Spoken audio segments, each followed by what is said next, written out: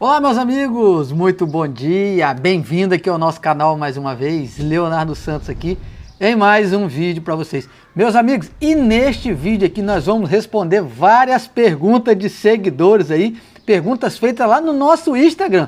Afinal de contas, se você que não é inscrito aqui no nosso canal, se inscreva no nosso canal, ative os sininhos e compartilhe nossos vídeos. Se você estiver gostando também, deixa aquele joinha. E se você quiser também seguir a gente lá no Instagram, Leonardo Kitnet, todo dia tem vídeo lá e de vez em quando nós estamos abrindo lá, pessoal, caixinha de pergunta lá e as nossas perguntas para os vídeos aqui são selecionados naquele. E hoje nós só falamos sobre kitnet, pessoal. E a primeira pergunta que vamos ver aqui é do nosso amigo Janelson, né? Obrigado, Janelson, pela pergunta. Diz assim: fala, Leonardo, beleza? Você faria outro prédio com laje maciça? Compensou? Meus amigos, então essa pergunta é muito comum, foi muito feita durante a minha obra, né? Porque eu não sei se você viu, tá no nosso canal aí, tem vários vídeos desde o início da obra aí. A minha laje lá, pessoal, é chamada laje maciça, né? Ou seja, tem muita laje, muita região que faz uma laje pré-moldada, seja com isopor, né? Seja com tijolos mesmo, e feito aquela parte da ferragem por cima. A minha foi feita de laje maciça. E por que, pessoal, que eu fiz de maciça e não optei por outro tipo de laje, né? Porque como eu ia fazer a parte de baixo e a parte de cima, o que aconteceu, meus amigos? Eu fiz a que a gente chama de taipá, né? Não sei se você está muito familiarizado. Forrei toda a laje com taipá, bati a primeira laje, deixei lá, fiz toda a preparação para de cima e usei praticamente, meus amigos, a mesma madeira, praticamente aproveitou quase, sim, uns 95% da madeira foi aproveitada para a laje de cima, meus amigos. Então, o que acontece, né? A laje de cima eu tive aí um aproveitamento gigantesco de todo o madeiramento, aquela coisa toda. E, pessoal, e no final da obra eu consegui vender a madeira minha praticamente toda, as escoras, madeira, tudo eu vendi, ou seja, então para mim compensou demais. Eu não sei para você se vai compensar na sua região, qual é o preço do taipá na sua região. Na época que eu comprei eu paguei R$22, custava, né, R$22 aí, uma tábua daquela de taipá, de largura de 25 aí. Mas na época, como eu comprei também muito de segunda mão, eu paguei R$10, R$8 uma madeira, então eu consegui um lucro aí gigantesco. Então, para mim, respondendo a sua pergunta, para mim valeu muito a pena. Agora me deixa aqui embaixo nos comentários quanto que custa um taipá aí na sua região aí. Hoje eu não sei quanto que está custando, na época eu paguei R$22, hoje deve estar para mais de 30, eu acredito aí, né? Vamos para a nossa próxima pergunta aqui. Daniel, né? Leonardo, filma as suas novas kitnets mobiliadas. Ô, Daniel, meu amigo. Infelizmente, né, pessoal, como o meu primeiro, o meu segundo prédio, né? Elas estão todas alugadas, pessoal, minhas 16 kitnets, tudo alugado, né? E eu alugo sem mobília aqui na minha região. Por quê? Porque o meu público, assim, a maioria do meu público aqui já tem o seu sofá, a sua geladeira, os seus móveis. A maioria tem, pessoal, a grande esmagadora maioria já tem os seus móveis, né? Então o que acontece? Se eu botar aí mobiliada aí, eu vou ficar muito refém, né? Porque a maioria já tem. Aonde eu vou colocar os móveis daquela kitnet se a pessoa quiser alugar sem mobília? Então fica muito complicado para mim. Eu acho aí, para mim, devido ao perfil do meu público aqui, sem mobília é mais prático para mim, né? Apesar de que com mobiliada eu consigo alugar com um preço bem melhor, mas não vai dar, meu amigo. Por quê? Porque eu fico sem jeito de chegar lá e pedir para o morador para mim entrar dentro da casa dele, filmar, botar na internet os móveis dele e a vida privada dele. Então fica muito ruim, Daniel. Fazer esse tipo de pedido, que nem todo mundo quer aparecer na internet, mostrar como é que está a sua vida privada dentro da sua casa, e eu não me sinto confortável com isso, né? Mas aqui no canal tem um vídeo lá do meu primeiro prédio, que uma senhorinha lá permitiu com que eu entrasse, então eu filmei e tal, mas é meio estranho, né? Mas, então por isso que eu não tô filmando, né? Vou botar aqui, a Jusilene botou aqui: qual o valor seria justo para cobrar kitnets iguais às suas?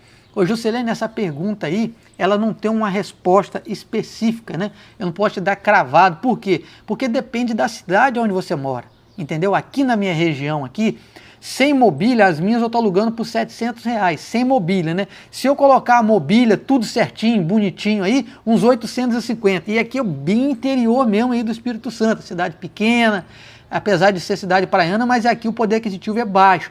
Mas tem pessoas ali, muitos seguidores meus, dizem, Leonardo, uma kitnet dessa aqui na minha cidade, seja São Paulo, seja outra uma cidade maior, aluga por R$1.200, R$1.400, até R$1.600, aluga fácil uma kitnet daquela minha, toda mobiliada, bonitinha. Então essa pergunta aí que você está falando, depende da cidade que você está. De repente você está com dúvida de qual é o valor da sua kitnet, como que você tem que fazer, de repente essa é a pergunta que você queria saber? Primeiro, você tem que fazer uma pesquisa de campo. Isso mesmo, você vê aí um bairro que é semelhante ao seu, que uma kitnet que fornece mais ou menos a mesma estrutura que você pensa em fornecer, e aí você faz uma pesquisa de mercado, quanto que está alugando aqui e lá, então a partir daí você tem que estabelecer o preço das suas kitnets. Não é chegar assim, colocar o preço que você acha que vale, porque o que acontece, né? O que manda é o mercado, é demanda e procura, né? Se tem muita gente oferecendo kitnet com um preço muito abaixo do que o seu, não adianta você colocar um preço lá em cima, né? Oferecendo o mesmo produto que você vai ter dificuldade para alugar. Né? O contrário também fala a mesma coisa, não adianta você colocar o preço muito lá embaixo, sendo que sua qualidade é boa, você vai estar perdendo financeiramente aí nos aluguéis da sua kitnet. Mas eu espero ter respondido a sua pergunta aí.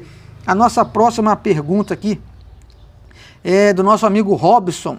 Qual o custo médio para construir uma kitnet? Ô Robson, essa sua pergunta é bastante interessante, porque o que acontece, né? Geralmente, pessoal, vamos botar assim uma kitnet de 30 metros quadrados aí, né? Não é bem uma kitnet, é quase que um apartamento, né? Uma kitnet de 30 metros quadrados, aí, estilo apartamento, pessoal, você, dependendo da região do país, da sua cidade, é claro, né? Questão de mão de obra, então tem uma variação muito grande de um estado, de uma cidade para outra já tem uma variação muito grande. Vai estar ficando aí em torno aí de 50 a 60 mil reais, eu acredito que isso aí é uma variação aí, 55, 60 mil reais, é uma variação assim, dentro da realidade numa kitnet. Agora, é claro que o que vai definir realmente quanto você vai gastar em uma obra, né, a grande maioria, a maior parte, a esmagadora da sua obra, vai ser a parte do acabamento. Qual é o padrão de acabamento que você vai querer colocar na sua obra? É aí que você vai dizer qual é o padrão que você vai querer, que ali eu acredito que seja a parte principal que vai relacionar ao custo final da sua obra, é a parte do acabamento, porque a parte estrutural, meus amigos, é claro, dependendo do modelo que você vai construir, método tradicional, método estrutural ou, sei lá, EPS ou coisa do tipo assim, dependendo dessa diferença aí, eu acredito que não vai diferenciar muita coisa de uma cidade para outra, né? O que vai diferenciar realmente vai ser o padrão de acabamento que você vai colocar. Mas eu acredito que se for um padrão aí, vamos lá, Minha Casa Minha Vida, não muito luxuoso, mas também não um negócio mal feito, né? Tipo assim, as minhas kitnets eu acho que é um padrão bem legal assim para você alugar, para você ter uma resposta excelente para você. Eu acredito que o padrão das minhas kitnets são muito bons para isso.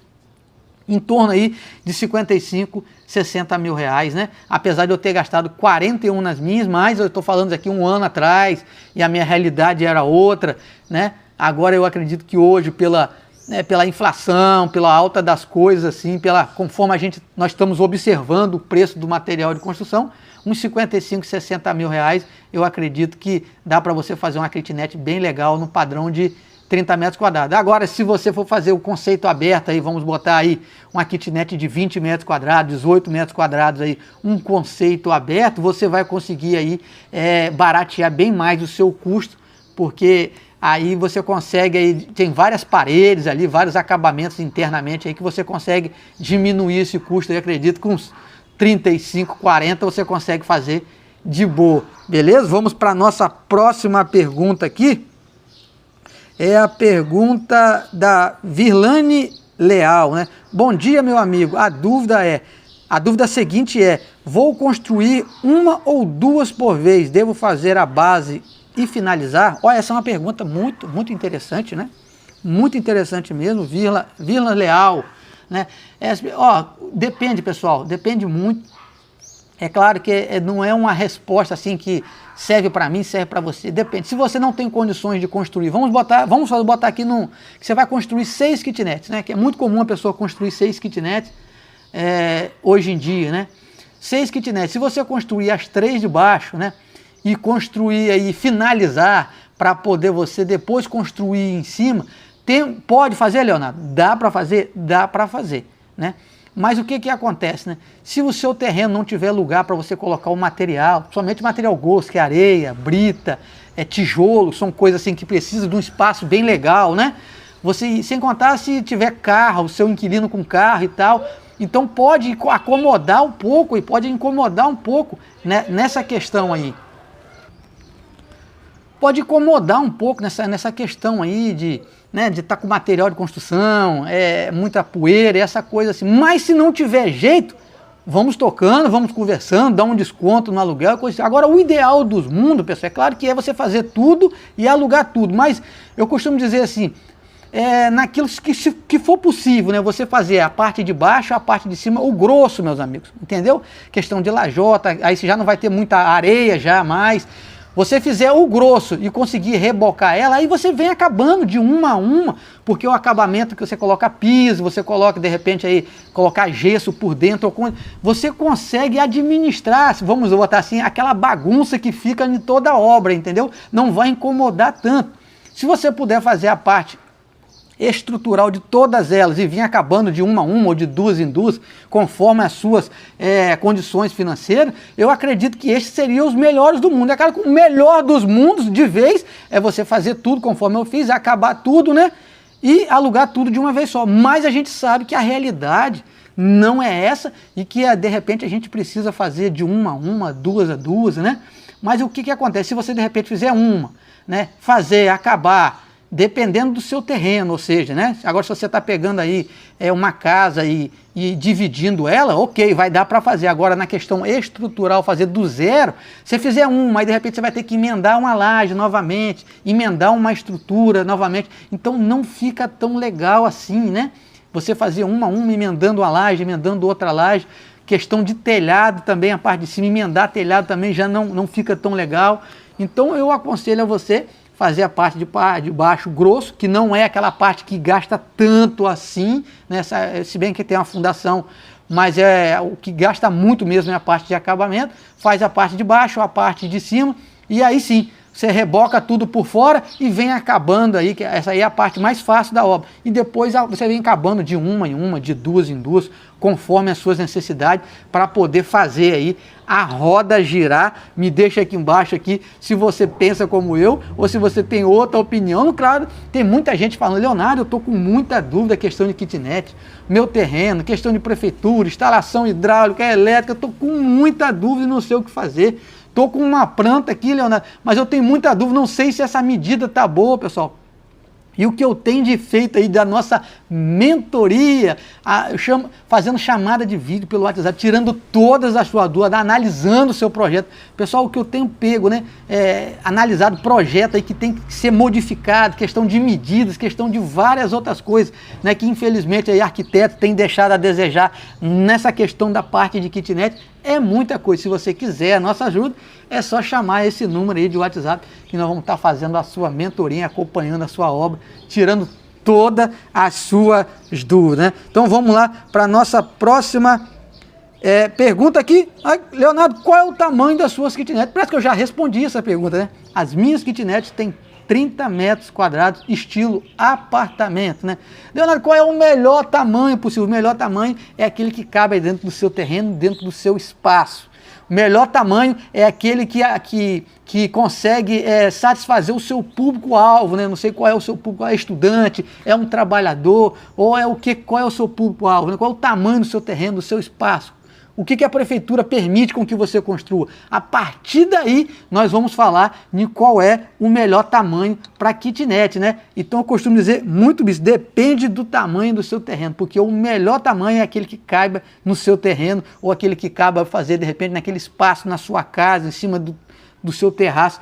qualquer lugar, esse vai ser o melhor tamanho. E nossa última pergunta de hoje, o que você acha sobre as kitnets feitas pré-moldadas? Vale a pena? O custo-benefício?